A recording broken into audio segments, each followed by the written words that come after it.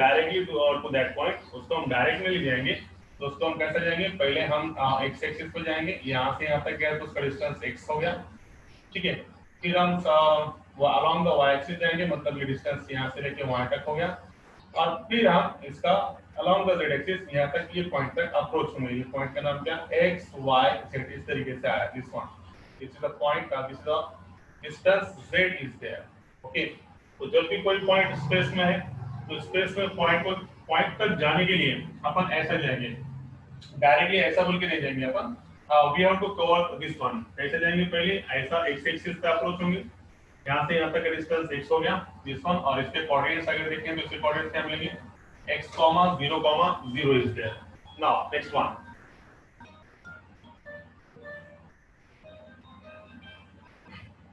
x, 0, this point is there. उसके बाद इसमें देखेंगे तो ये इसका yz प्लेन है, इसके कोऑर्डिनेट्स कैसे रहेंगे, x, y, 0 इज देयर, और ये पॉइंट यहाँ पे। तो यहाँ से यहाँ तक का डिस्टेंस x है, इसके coordinate x, 0, along the y axis आएंगे तो ये yz प्लेन में पॉइंट आया, इसकी वजह से z का coordinate 0, only you got here x, y is there, और फिर हम z से मूव होके यहाँ तक आ गए x, y, z तक। तो ये प्रोसीजर, कोई भी स्पेस में अगर पॉइंट है तो वो पॉइंट में पहुंचने के लिए सबसे पहले अलोंग द x एक्सिस जाना पड़ेगा, फिर अलोंग द y एक्सिस, फिर उसके through along the z axis. It is the method of that one. अब यहाँ पे ये भी सबको मालूम है, ये अलग-अलग प्लेन्स हैं, जैसे ये प्लेन है x o y, it is called as the xy plane. xy plane के कोऑर्डिनेट्स सबको मालूम है। What are the coordinates in xy plane, clear now? Coordinates of xy plane is nothing but x, y, 0। उसी प्रकार से xz के plane क्या रहेंगे, xz में कौन एब्सेंट रहेगा, मतलब y एक्सिस परपेंडिकुलर है, इसलिए क्या रहेगा यहाँ पे, it is nothing but x, 0, z is there, okay. और yz प्लेन में कौन एब्सेंट रहेगा, x, इसलिए क्या देंगे 0, y, z। ये किसके है, it is in terms of yz plane, ये yz प्लेन के बारे में, ये किसके बारे में, zx प्लेन के बारे में, और ये किस बारे में, yz प्लेन के। ये कोऑर्डिनेट सबको मालूम है, प्लेन में क्या-क्या कोऑर्डिनेट्स रहते हैं, ये एकदम क्लियर है। नाउ उसके बाद इंपॉर्टेंट क्या है, देखो यहाँ पे, अब ये पॉइंट जो अपन स्पेस में ये पॉइंट तक जो पहुंचे वाला है, x, y, z ऐसे पॉइंट्स आए वाले, तो ये पॉइंट का ये प्लेन में जो है, it is said to be the foot of perpendicular of xyz in xy plane और ऑन xy प्लेन। ये क्या है इसका, xyz जो पॉइंट है स्पेस में, ये जो पॉइंट है x, y, 0, ये इसका क्या है, foot of perpendicular. Question generally इस पे पूछता, तो पहला बिट अपने को मिला, एकदम स्टार करके लिखेंगे अपन, फुट ऑफ परपेंडिकुलर, किसका, foot of perpendicular of x, y, z on which plane, on xy plane, on xy plane is, क्या है xy प्लेन पे, x, y, 0 इज देयर। ये इसका क्या है, फुट ऑफ परपेंडिकुलर, कौन से पॉइंट का, xyz का, कहां पे, xy प्लेन पे, क्या मिलेगा अपने को, x, y, 0 इज देयर।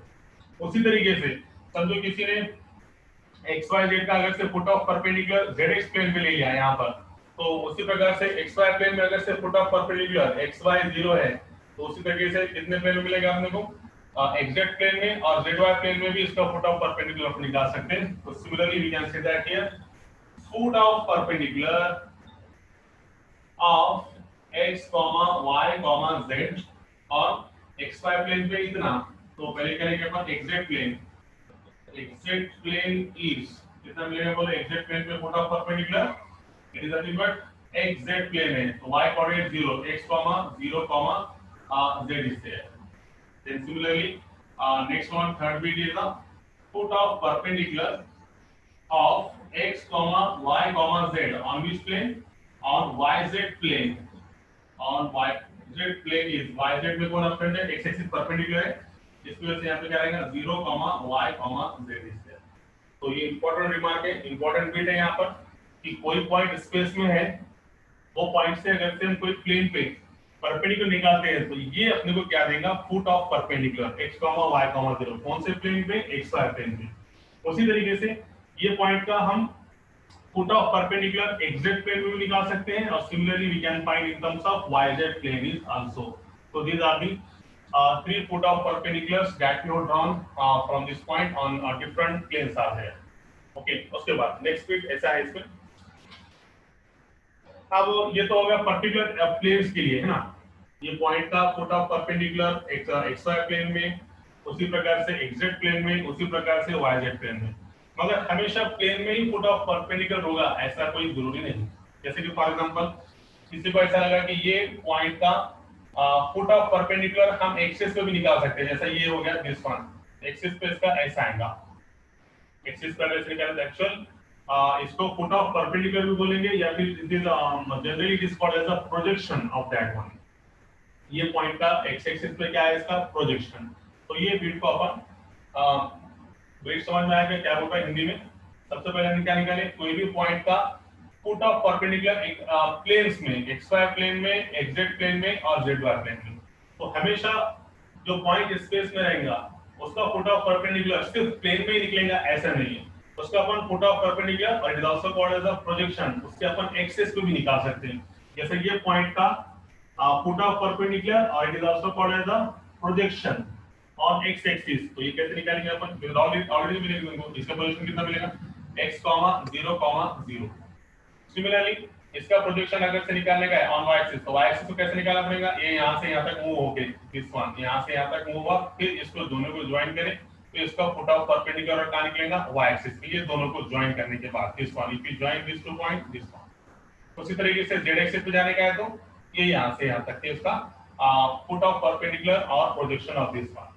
तो इन शॉर्ट ये बोलने का है अपने को कि कोई भी पॉइंट स्पेस में है तो वो स्पेस का जैसे अपन फुट ऑफ परपेंडिकुलर एखादे प्लेन में निकालते हैं, उसी तरीके से हम उसका फुट ऑफ परपेंडिकुलर और it is also called as a projection can be also be find on the axis, particular axis also. अपन उसका एक्सिस पे भी फुट ऑफ परपेंडिकुलर, जिसको अपन क्या बोलते हैं प्रोजेक्शन, वो अपन निकाल सकते हैं। तो वो क्या क्या रहेगा देखो अभी। तो सबसे पहले क्या प्रोजेक्शन, और पहले इसमें ये बिट तो हो गया, 3 बिट समझ में आ गया। ये प्लेन्स पे थे, अपन क्या भी निकाले on particular axis is there. तो पर्टिकुलर एक्सिस पे क्या क्या आएंगे देखो अभी। जैसे कि पहला पॉइंट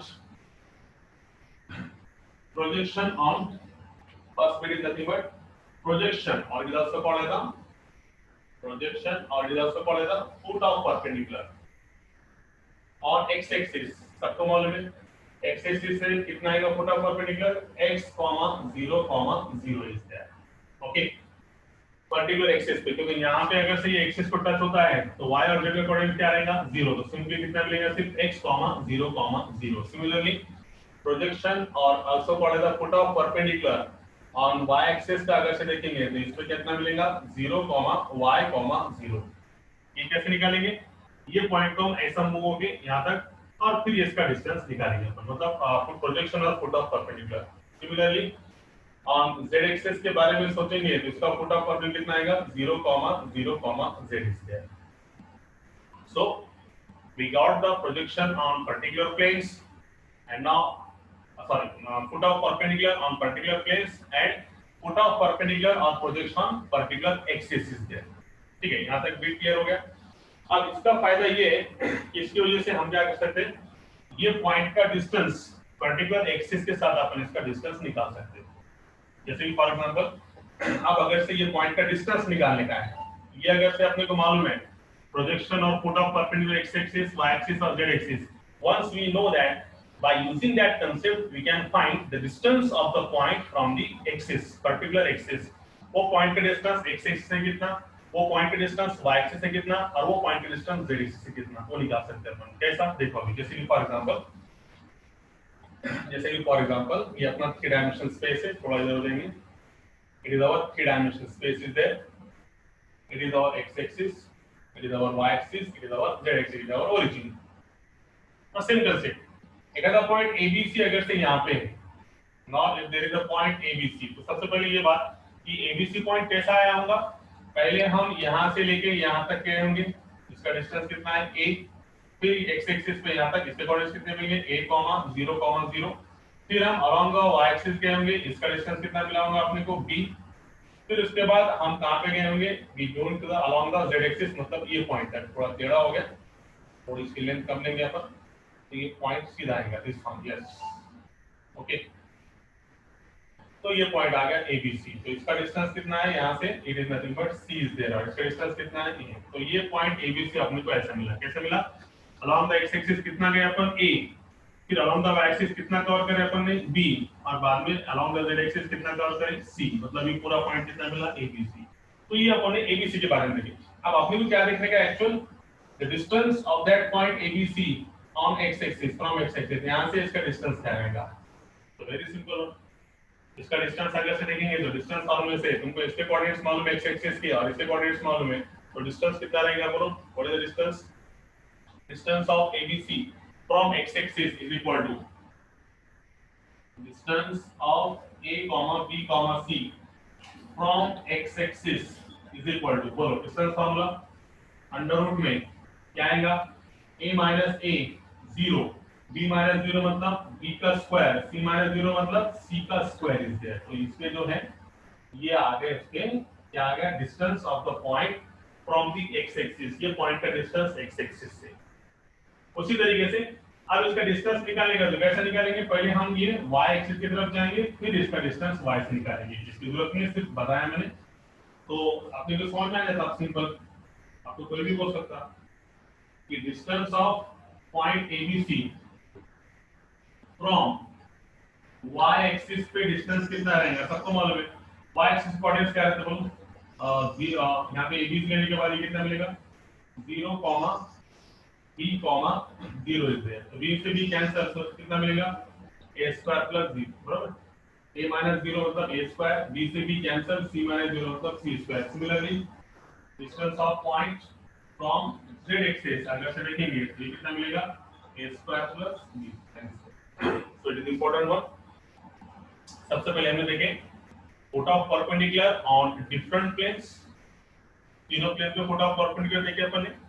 xy प्लेन पे फुट ऑफ परपेंडिकुलर कितना रहता, xy, 0, xz प्लेन पे foot of perpendicular x, 0, z, foot of perpendicular on yz plane is nothing but 0, y, z. Then afterward you have seen the projection, or it is also called as the foot of perpendicular on particular x axis. x axis पे कितना रहेगा x, 0, 0, y axis पे projection कितना रहेगा 0, y, 0, और z axis पे कितना रहेगा 0, 0, z. Once we know that, then we can find the distance of point from the axis. x axis से distance formula apply, y axis से distance formula apply, similarly z axis से distance formula apply. एकदम simple है। ABC का है, अगर समझो ये पॉइंट x y z है, समझो अपन ने पॉइंट x y z लिए, तो क्या रहेगा उसका x y z है, मतलब इसमें x नहीं आने वाला है, तो सिर्फ क्या आएगा under root of y square plus z square. y axis पे रहा तो b नहीं है, मतलब y नहीं आएगा, कितना रहेगा x square plus z square. और उसी तरीके से z एक्सिस से लेंगे तो कितना आएगा x square plus y square. Point बदलेगा, अब यहाँ पे ABC के जगह पे क्या आएगा x y z, पॉइंट बदलेगा तो कोई बात नहीं, एकदम सेम बात। तो यहाँ तक हो गया। उसके बाद इसके बाद नेक्स्ट वन इज अभी तो हो गया distance of that point from x axis, y axis और z एक्सिस। उसी तरीके से हम ये पॉइंट का डिस्टेंस ओरिजिन से भी निकाल सकते हैं। ओके, तो देयरफॉर ये भी स्टार में लिखेंगे अपन distance of a, b, c from origin से इसका डिस्टेंस कितना है बोलो, अंडर रूट में ओरिजिन के कोऑर्डिनेट्स क्या रहते हैं 0, 0, 0, तो a - 0 का स्क्वायर मतलब a स्क्वायर, b - 0 का स्क्वायर मतलब कितना b स्क्वायर, c - 0 का स्क्वायर मींस कितना c square. So it is the distance of the point from the origin under root of a square plus b square plus c square। अगर से ये point x y z है तो कितना आएगा under root of x square plus y square plus z square is there. Very simple one, यहां तक तेरे में कोई तकलीफ नहीं। अब इसमें हम थोड़े काउंटर एग्जांपल एकदम डिटेल में ले रहा मैं जेई, याद रखो जिसका मिस हो गया उसने ऑफलाइन लेक्चर भी देख सकते हैं इसमें, वैसे भी अपना एक दिन के बाद होना, एक दिन है उसको देखने के लिए, कोई बात नहीं उसमें। चलो तो अपन आगे जाएंगे, एकदम डिटेल में लेंगे इसको अपन। चलो आगे, now the next point is the, इस पे थोड़े दो तीन काउंटर एग्जांपल लगाएंगे इस पे। काउंटर एग्जांपल मतलब कैसा है, जो क्वेश्चन पूछता हूं इस पे। पहला क्वेश्चन ऐसा है कि if a point is moving parallel to x axis, then which of the following will change? If a point, question ऐसा है, if a point moving parallel to x-axis, parallel to x-axis, then which of the following will changes? Then which of the following is changes? Which of the following is changes or change? पहला option है xy, दूसरा option है yz, तीसरा option है xz, या फिर चौथा option है नन, कोई भी नहीं। तो एकदम सिंपल है, एक पॉइंट है, it is moving parallel to x axis, then which of the following is changes. अगर कोई एक पॉइंट है जो कि एक्स एक्सिस के पैरेलल चल रहा, तो उस टाइम पे क्या में चेंज आएगा? yz में चेंज आएगा, xz में चेंज आएगा, या फिर xy में चेंज आएगा, या फिर किसी में नहीं आएगा, दिस वन। तो देखो अभी by using the diagram for this one, ये x एक्सिस, ये y एक्सिस और z एक्सिस। अभी 3 डायमेंशनल ज्योमेट्री है, इसको तुमको फील आना चाहिए एक्चुअल अपने सामने क्या फील कर रहे हैं इसमें, ठीक है। जैसे कि फॉर एग्जांपल अभी देखो, if a point moving parallel to, समझो कोई पॉइंट है यहाँ पे कहीं भी रहेगा, this is the point. Now this point moving parallel to x axis, ये किसके पैरेलल जा रहा? Along the x axis. यहाँ भी इसका भी नेगेटिव होगा, दिस वन, समझो ऐसा। Now this point moving parallel to x axis, अगर से कोई पॉइंट एक्स एक्सिस के पैरेलल में मूव होता होगा, तो इसमें से किस में चेंज आएगा? तो इसका आंसर क्या है? Answer will be the none. क्यों? तो देखो यहाँ पे रीजन क्या है, ये पॉइंट एक्स एक्सिस के अलोंग चेंज हो रहा, पैरेलल चेंज हो रहा है दिस वन। तो अगर से ना, मतलब इसका मतलब ना तो इसकी हाइट में चेंज आ रहा, ऐसा ऊपर नीचे अगर से होता था, समझो एकदम स्ट्रेट चल रहा है पैरेलल एक्स एक्सिस के, मतलब सीधा कंटिन्यू। अगर से ये ऐसा ऊपर नीचे होता था, मतलब हाइट अगर से बदलती थी, तो चेंज क्या में आता था? जेड में आता था। या फिर ये पॉइंट जरा फील लेके आओ, ये पॉइंट आगे पीछे लाइक दैट, ये आगे पीछे अगर से होता था, आगे पीछे का मतलब क्या? चेंज क्या में आता था? आगे पीछे होना मतलब वाई एक्सिस में चेंज होता था। ओके, सो सी नाउ, तो चेंज सिर्फ क्या में यहाँ पे? चेंज कहाँ पे? ये अराउंड इसके पैरेलल है, एक्स एक्सिस के पैरेलल ये पॉइंट मूव है, तो चेंज सिर्फ क्या में? एक्स कोऑर्डिनेट विल चेंज, ना इसका वाई बदलेगा ना इसका जेड बदलेगा। जेड अगर से बदलता था तो उसकी हाइट बदलती थी, मगर ये कैसा? एकदम स्ट्रेट पैरेलल लाइन में चल रहा है एक्स एक्सिस के। ये ना ऐसा अगर से ऊपर नीचे होता था, समझो हाइट बदलती थी, तो कौन चेंज होने वाला था? Z axis. या फिर उसी प्रकार से ये, अब इसके अंदर कुछ फील ऐसा है वाई एक्सिस का, ये अगर से समझो ऐसा बदला तो जेड एक्सिस में चेंज, और या फिर ऐसा आगे पीछे होता था, आगे पीछे मतलब कौन चेंज होता था? वाई, मगर वो कैसा है? ऐसा जा रहा है। एक्स एक्सिस कैसा है? This one, parallel to x axis. इसका मतलब यहाँ ना एक्स वाई चेंज होगा, ना वाई जेड चेंज होगा, ना एक्स जेड चेंज होगा, नन। तो यहाँ पे सिर्फ कौन चेंज होगा? एक्स कोऑर्डिनेट, ठीक है। तो इसको क्वेश्चन को अलग तरीके से वो पूछ सकता है। तो अपन रिमार्क बोल के ऐसे लिखेंगे अपन यहाँ पे कि if a point is moving parallel to x axis, then which coordinate changes? X coordinate is changed. It is important remark is there as far as this is concerned. ये remark बहुत important है। If a point, मतलब ये actual point है, मगर ये point पे question बना के ऐसा पूछता, ये actual point था, मगर इसके point पे क्वेश्चन ऐसा पूछता, if a point is moving parallel to x axis, then its x coordinate changes. Then its x coordinate is changed. X coordinate will change. Then its x coordinate will change. उसी तरीके से y और z axis के बारे में और दो question तैयार हो गए। तो ये रिमार्क एकदम इंपॉर्टेंट है कि if a point is moving parallel to x axis, कोई पॉइंट अगर से x एक्सिस के पैरेलल में मूव होता है, तो then its क्या चेंज होगा? क्या में चेंज आएगा? उसके x कोऑर्डिनेट में, ठीक है। तो z एक्सिस में कब चेंज आता था कि अगर से इसकी हाइट बदलती थी, कुछ हाइट पे रहता था, तो उस टाइम पे z एक्सिस में चेंज आता था।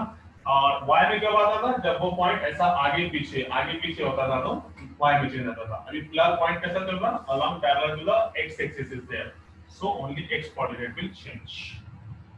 It is a very important remark. On that remark you figure it out one question।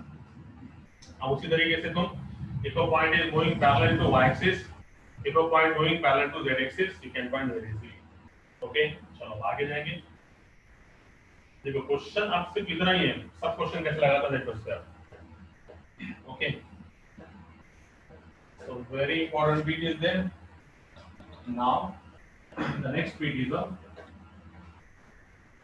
देखिए next question is that कि समझो कभी क्वेश्चन ऐसा आ गया तो इसका आंसर कैसे लिखेंगे। क्वेश्चन ऐसा है, if xy is equal to 0 then it represents, question ऐसा है, if xy is equal to 0 comma then it represents, if xy is equal to 0 comma then it represents। पहला point A, two perpendicular lines,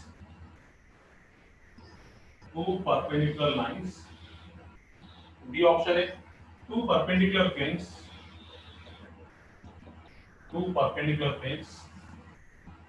C option है two parallel planes,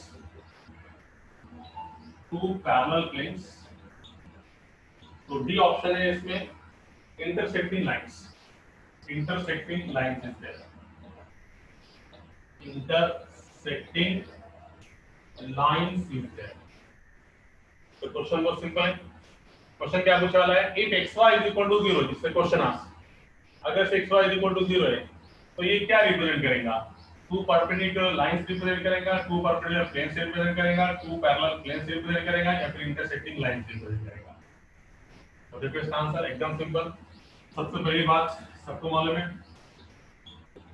xy is equal to 0 implies, कोई दो variable का dot product 0 है xy, इसका मतलब क्या है, आइदर x इक्वल टू 0 और बीच में डॉट है तो क्या आएगा, और y equal to 0 is there, है ना। इस छोटे मन से बचपन से मालूम है, x dot y equal to 0 means x equal to 0 और y equal to 0 is there. Question बराबर है क्या, यस। अब बोलो x equal to 0, x equal to 0 means which plane, ये है yz प्लेन इज देयर, बराबर है ना। देखो यहाँ पर इसके डायमेंशन स्पेस में ये प्लेन है x axis, y axis, z axis. यहाँ पे कोऑर्डिनेट्स क्या रहते हैं, x, y, 0 xy प्लेन में। yz प्लेन में कोऑर्डिनेट्स क्या रहेंगे, 0, y, z, और az में कोऑर्डिनेट्स क्या रहेंगे, 0, x, 0, z। तो अब जब ये yz प्लेन है, x इक्वल टू 0 कहां पे रहता है, it is nothing but it is in terms of yz plane is there, और y इज इक्वल टू 0 देखेंगे तो y इज इक्वल टू 0 मतलब कौन सा, xz प्लेन। तो ये जो है x dot y is equal to 0 it is nothing but it is a yz plane और xz प्लेन। तो ये देखो ये है तुम्हारा yz प्लेन और ये कौन सा है तुम्हारा zx प्लेन, और ये दोनों को देखेंगे तो ये जो तीनों रहते हैं these are mutually perpendiculars। तो इसका मतलब ये जो है ये दो प्लेन्स मिले अपने को, एक प्लेन मिला yz प्लेन और एक मिला xz प्लेन। इसका मतलब ये क्या है, these are nothing but these are two perpendicular planes are there। very simple one। x equal to 0 अगर से आ गया, जैसे कि अपन बोलते ना इक्वेशन ऑफ x एक्सिस, तो क्या बोलते हैं अपन, y is equal to 0, और इक्वेशन ऑफ y एक्सिस क्या बोलते हैं अपन, x is equal to 0। उसी तरीके से अगर से x equal to 0 है तो कौन सा प्लेन, yz प्लेन, अब जहां पे y equal to 0 है वो कौन सा प्लेन है, xz प्लेन। तो ये दोनों प्लेन यहां पे they are equally perpendicular to that one, this one एक दूसरे को क्या है, परपेंडिकुलर है, इसकी वजह से इसका आंसर क्या रहेगा, two perpendicular planes are there. I hope you got that one। It is a question asked in examination, ऐसे सिंपल क्वेश्चन एग्जाम में पूछता। अब यही क्वेश्चन को कैसे पूछा वो देखो, समझो ये क्वेश्चन को कैसे पूछता हूँ। सेम क्वेश्चन यही रहेंगे अपन, इसको ऑप्शन भी सेम रखेंगे, इसको अपन ऑप्शंस आर सेम। समझो इफ इस question if x square plus y square equal to 0 then it, options are the same one, it represents two perpendicular lines, two perpendicular planes, two parallel planes और intersecting lines are there। तो देखो यहाँ पर अभी क्या करेंगे, यहाँ पर x square plus y square equal to 0, how to solve that such type of question, it is again simple question asked here। तो देखो इसको अपन क्या कर सकते हैं, now condition is that x square plus y square is equal to 0 implies, अब यहाँ पे मैथमेटिक्स का case x dot y is equal to 0 का मतलब अगर से मल्टीप्लिकेशन में है तो और आएगा और एडिशन में रहा तो क्या आएगा एंड आएगा। तो x square plus y square is equal to 0 मतलब x square equal to 0 and y square is equal to 0 मतलब is x equal to 0 and y equal to 0 is there. ये दोनों में डिफरेंस है। मल्टीप्लिकेशन था तो बीच में और आया था और एडिशन गया तो बीच में क्या आएगा एंड। ये दोनों में डिफरेंस है। ये यहाँ पे फिल कर रहा है बस x equal to 0 and y equal to 0। अब बोलो x इक्वल टू 0 मतलब कौन सा plane yz plane and y equal to 0 मतलब कौन सा प्लेन zx प्लेन राइट है। अब yz प्लेन एंड पहले क्या था और की वजह से ये या फिर ये तो दोनों एक दूसरे के क्या थे परपेंडिकुलर। मगर अब यहाँ पे बीच में क्या है एंड है। एंड मतलब yz प्लेन देखो यहाँ पर दिस वन तो आंसर क्या आएगा ये अपना x एक्सिस ये अपना y एक्सिस ये अपना z axis.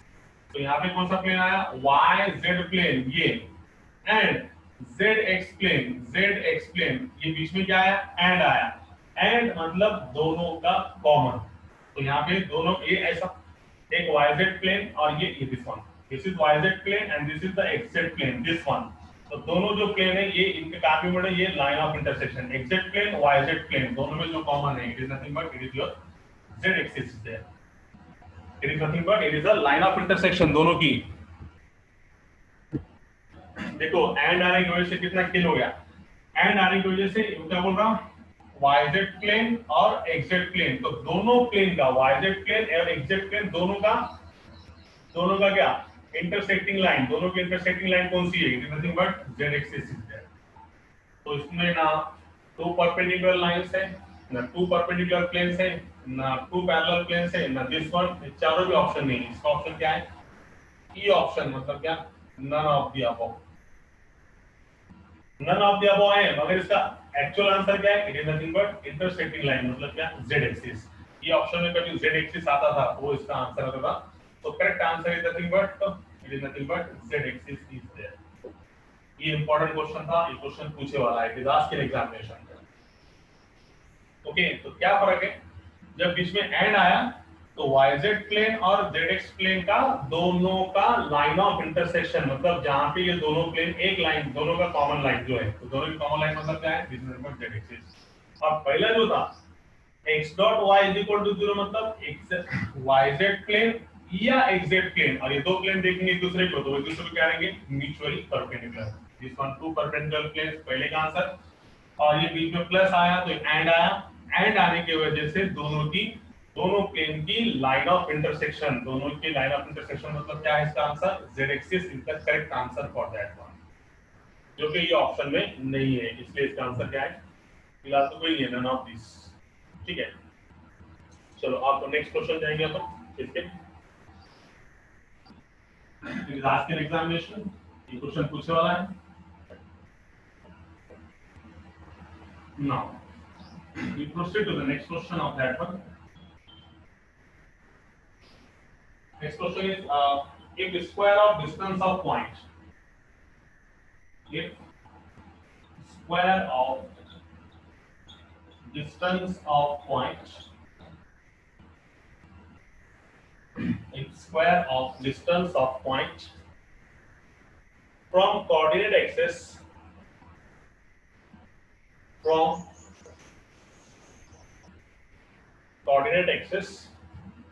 having sum equal to 36 having sum equal to 36 then distance from the origin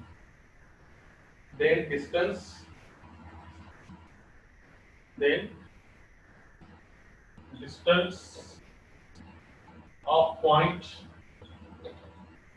from origin is options are it is given as one option 3 root 2 second option 2 root 3 then afterward 3 root 3 and last option 2 root 5.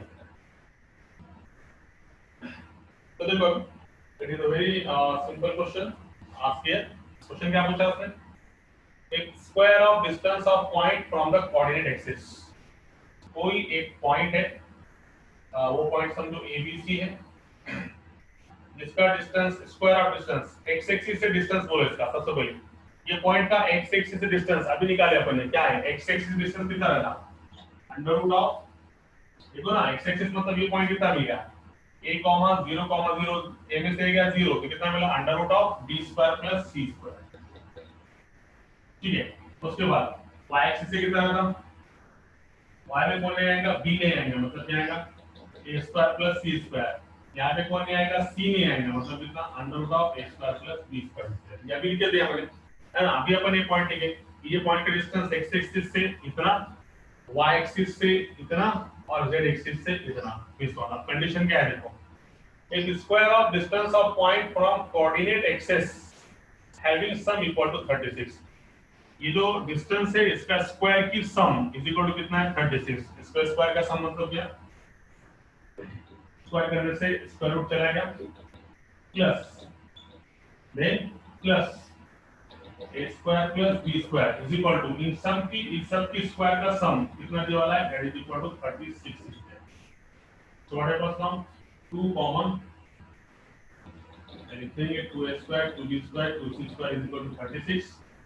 तो a square plus b square plus c square is equal to 18। So this one a square plus b square plus c square is equal to 18 divide by 2 करा सबको, 2 2 2 2 and this is equal 18, 2 1 1 2 8 16 18। आपको तो ये भी मालूम है कि ये पॉइंट का डिस्टेंस से ओरिजिन कितना रहता है बोलो, the distance of the point from the origin is nothing but under root of a square plus b square plus c square. इसका मतलब इसका अगर से अपने को डिस्टेंस निकालने का है तो अपने को क्या करना पड़ेगा, इसका it is nothing but taking the square root on both the side, the square root a square plus b square plus c square nothing but under root of 18। Under root of 18 का कितना मिलेगा, 9 दूनी 18। So option number 1 is there, it is nothing but 3 root 2 is there. Very simple question asked here. What is the question here? If square of distance of point from coordinate axis having sum equal to 36, ये point का distance निकालने का था, इसका x axis से distance अपने को मालूम है, इसका ये पॉइंट का y एक्सिस से डिस्टेंस मालूम है, ये पॉइंट का z एक्सिस से डिस्टेंस मालूम है। तो क्वेश्चन क्या था, इनका स्क्वायर का सम मतलब इसका सम प्लस तीनों का सम इज इक्वल टू कितना है 36 है।